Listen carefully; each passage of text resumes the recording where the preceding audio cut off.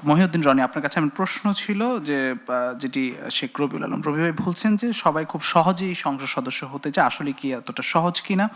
আরেকটি বিষয় হচ্ছে যে নির্বাচনে এখন পর্যন্ত যেসব অসঙ্গতি দেখছেন, আমি যদি বলি যে এসবি কর্তৃক একটি রিপোর্ট প্রকাশ হয়েছিল, তারা তদন্ত করেছেন 43,000 ভোট কেন্দ্রের মধ্যে 67% ভোট কেন্দ্র ঝুঁকিপূর্ণ। সে বিষয়ে আসলে নির্বাচন কমিশনের উদ্যোগ আমরা কতটা দেখছি, শেষ কথা কি বলবেন? ওকে, প্রথম কথা মানে সম্মান রেখে রবি ভাইকে সম্মানের সাথে তার উত্তরটা তাকিয়ে দিই যে সবাই রাজনৈতিক নেতা হতে চায়। তিনি যেটা বললেন যে সবাই মেম্বার অফ পার্লামেন্ট হতে চায়, তো এটা কি আসলে ভুল বা অন্যায় মেম্বার অফ পার্লামেন্ট হতে চাওয়া? তো এই যে কথাটা উনি বললেন বা তিনি বলেছেন যে সহজেই হতে চায় আর কি, সবাই সহজেই হতে চাওয়া, যে এই যে ধরেন নেতা ছেলেই নেতা হবে, হ্যাঁ, যে রিক্সাওয়ালার ছেলে সে নেতা হওয়ার স্বপ্ন দেখবে না, এই যে ধারণাটা না, এই মনস্তাত্ত্বিক যে অবস্থানটা, এটা টোটালি একটা ফ্যাসিজমকে রিপ্রেজেন্ট করে। হ্যাঁ, সো আপনি এইভাবে তো আসলে বলে ফেলা যায় না সবাই মেম্বার অফ পার্লামেন্ট হতে চাওয়া। তো আমি এটাকে আসলে অন্যায় হিসেবে দেখি না, আমি এটা পজিটিভলি দেখি। এবং রবি ভাইকে এটা বলতে চাই যে ধরেন এই যে রবি ভাইয়ের কিন্তু একটা বিশাল জার্নি আছে, তার কথাও কিন্তু লজিক আছে, যে সে হচ্ছে ওয়ার্ড থেকে শুরু করেছে, তার রাজনীতি ওয়ার্ড থেকে শুরু করেছে, তারপর হচ্ছে থানা, তারপর আজকে এখানে জাতীয় রাজনীতিতে তিনি আজকে এখানে মানুষের মানে তার দলকে রিপ্রেজেন্ট করছে।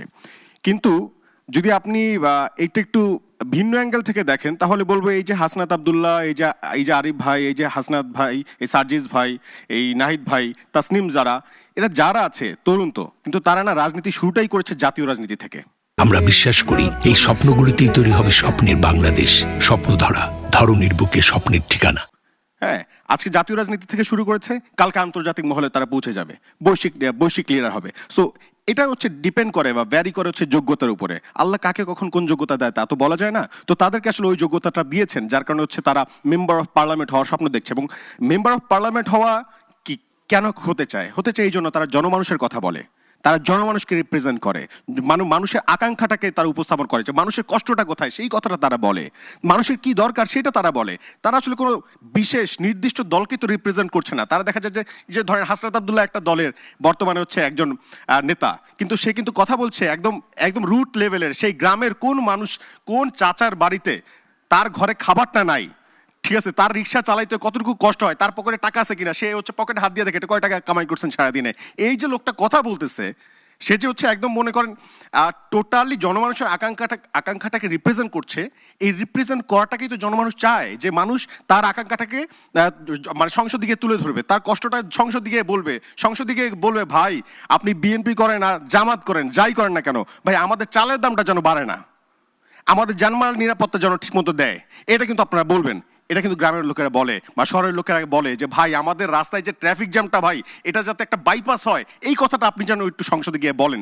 এই কথাটা তো হচ্ছে মানে মানুষ এক্সপেক্ট করে। তো এই যে তরুণ যারা নেতা হতে চায় বা মেম্বার অফ পার্লামেন্ট হতে চায়, মানুষ আসলে তাদের কাছে এক্সপেক্ট করে যে তারা যেন পার্লামেন্টে গিয়ে এই কথাগুলো বলে। সো আমরা এটা আসলে খুব পজিটিভলি দেখছি। রবি ভাইকে বলবো যে আপনি আর একটা কথা বলেছেন যে আমরা মব করছি না, হাদি হত্যার বিচারে মব করছি না, আমরা মুসাব্বির হত্যার বিচারে মব করছি না। আচ্ছা, এই যে মব শব্দটা আপনারা ব্যবহার করছেন বারবার, এটাকে আসলে আমরা মব বলছি না, আমরা এটাকে বলছি জনস্রোত। এই জনস্রোতকে আপনারা আসলে মব বলছেন কিনা, যদি আপনারা এই জনস্রোতকে আপনারা মব বলে থাকেন, তাহলে আপনাদেরকে মনে রাখতে হবে এই জনস্রোতই বেগম খালেদা জিয়াকে জেল থেকে বের করে নিয়ে আসছে, এই জনস্রোতী তারেক রহমানকে দেশে ফিরিয়ে নিয়ে আসছে। তো এইটাকে যদি আপনি মব বলেন, তাহলে তো আপনার বাংলাদেশে বর্তমান যে বাংলাদেশ, নতুন বাংলাদেশ, এইটাকে আপনি হচ্ছে প্রত্যাখ্যান করলেন। হ্যাঁ, জনমানুষকে আপনি প্রত্যাখ্যান করলেন, তাদেরকে মব বলে আখ্যায়িত করলেন। আসলে আপনারা কাদেরকে রিপ্রেজেন্ট করতেছেন আমরা আসলে জানি না।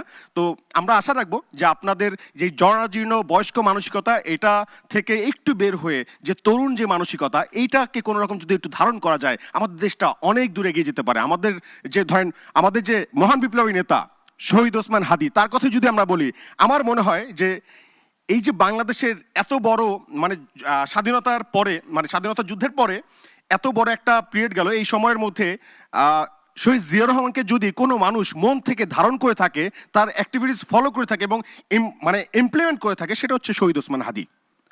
আপনাদের মনে আছে কিনা শহীদ জিয়াউর রহমান যেভাবে মানুষের কাছে হেঁটে হেঁটে মানুষের বাড়ি বাড়ি যেতেন, আমরা হাদি ভাইকে দেখেছি এরকম মানুষের দৌড়গড়ায় যেতে, মানুষ যার কারণে হচ্ছে হাদি ভাইকে একসেপ্ট করেছে, আগ্রহ করেছে। আমরা জানি না আসলে মানে তার কোন রাজনীতির কথা বলছে। আর একটা কথা আপনি প্রশ্ন করেছিলেন যে